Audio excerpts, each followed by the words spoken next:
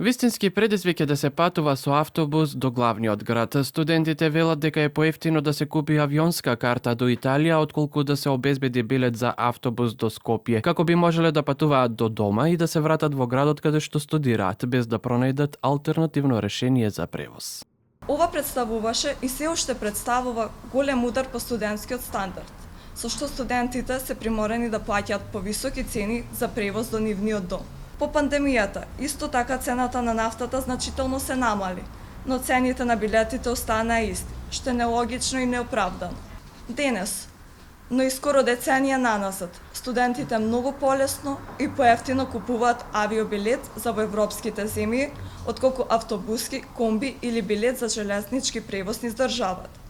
Поевтино е да летаме до Италија, отколку да патуваме до Струмица со повратен билет.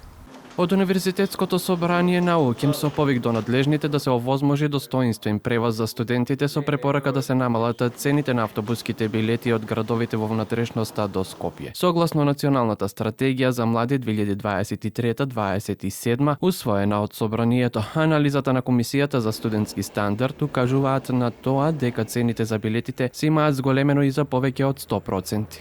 Тековно ќе испратиме барање до сите превозници кои што не овозможуваат повратен билет да го направат тоа. Дополнително ќе побараме и студентски попусти, но исто така оваа надлежност по Националната стратегија за млади е во рамки на Министерството за транспорт и врски. Требало да биде исполнета до 2024 година во мај, но се уште нема никаков резултат. Сметаме дека доколку се донесе некоја стратегија, тие мерки треба да бидат спроведени согласно рокот кој што е ставен таму.